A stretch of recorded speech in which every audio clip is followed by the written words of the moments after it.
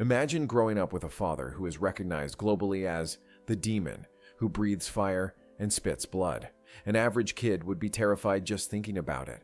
But for Sophie Simmons, it was normal. Gene Simmons, the man who could make 50,000 people scream on cue.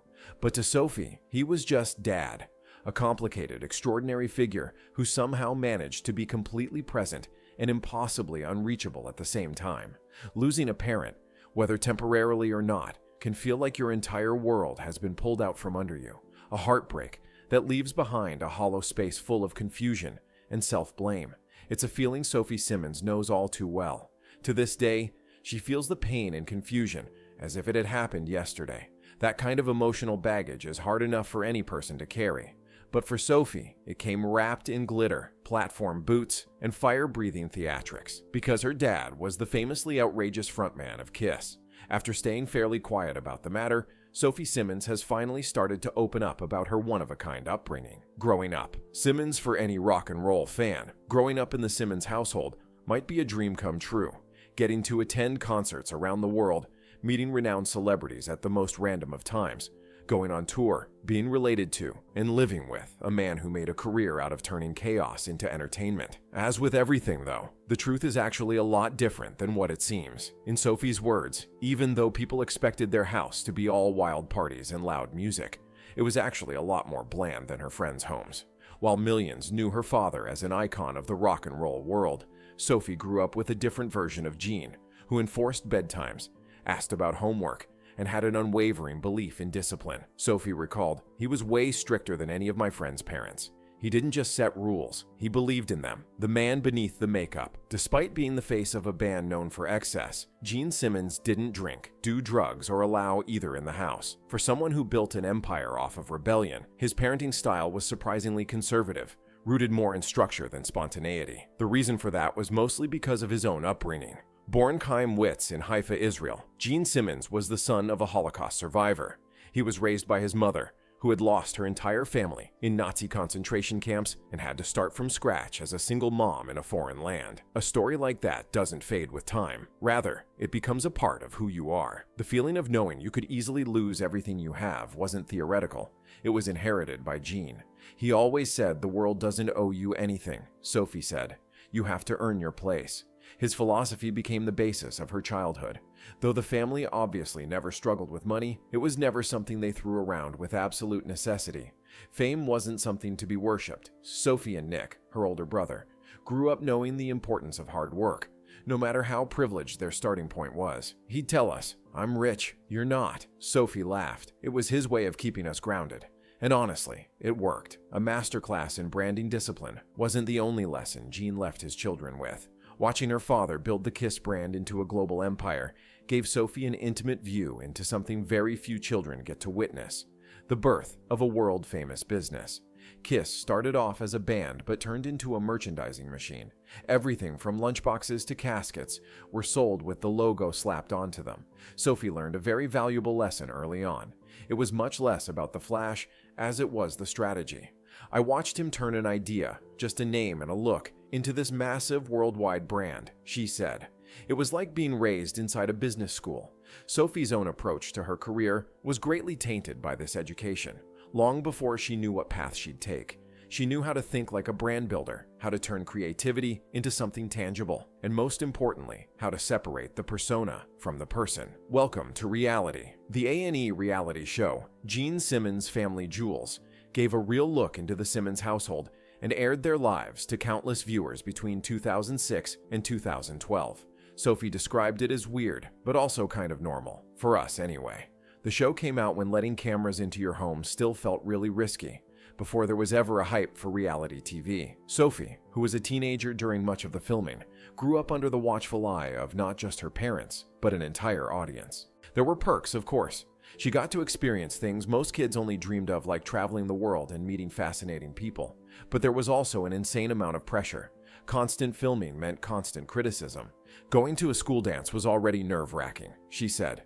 Add in a film crew, and it's just a lot. The demon in the room. Another experience truly unique to Sophie was having to explain to her friends who her dad actually was. Imagine having to explain to a high school date that your father spits blood and wears dragon boots for a living. that he might show up to your school event in sunglasses, even if it's 9 p.m. It was a nightmare, Sophie laughed. Dating was especially brutal. My dad was always protective, and you've got to understand, he's intimidating without the makeup. But over time, Sophie found a way to embrace the insanity. Her father's career might have been unusual, but it was also just his job. Strange, unnecessarily over the top, but still just a job. And once she could separate the icon from the man, things got easier. I realized I didn't have to apologize for who he was, she said. I just had to find out who I was, walking her own path. In a world where nepotism is the career of choice for most celebrity kids, Sophie made the decision to find her own way in life, and while music was always a part of her life, she never tried to imitate her father's style or sound. She made calculated choices in who she was becoming. Her voice was softer and more soulful than that of her father. Her message was less explosive and more introspective. I didn't want to ride his coattails, Sophie explained. I wanted to build something that was entirely mine. Sophie really got to feel the weight of her last name. It did open doors unavailable to others, but it also came with expectations too high for others. Everyone assumed she was already at the top, but no one really saw the uphill struggle she faced. It was never an easy road. It's a blessing and a curse, she said. You have to work twice as hard to be taken seriously. A relationship rewritten. Over the years, Sophie's relationship with her dad has evolved a lot. What began as a bond built on rules and expectations has turned into something more layered, now based on mutual respect, mentorship, and a shared expertise in strategic thinking. Gene, acting in the role of father and entrepreneur, still offers guidance. He just no longer dictates the path. Sophie's grown into her own, and her father, who recognizes a bit of himself in her drive, has changed from supervisor to supporter. He respects what I'm doing, she said, and he's proud of it, even if it looks nothing like what he built. Behind the armor and theatrics, Gene Simmons is more than just a rock icon. He's a father who showed up, who made school lunches, who preached hard work and financial independence, who, above all, wanted his kids to stand on their own 2 feet, finding balance in the madness. Sophie now splits her time between music, creative projects, and building a brand that feels solely like her own. She's not trying to be the next Gene Simmons. She's just trying to be Sophie, and that's enough. The most respectable part of her story isn't the celebrity backdrop or the quirky anecdotes. It's the balance.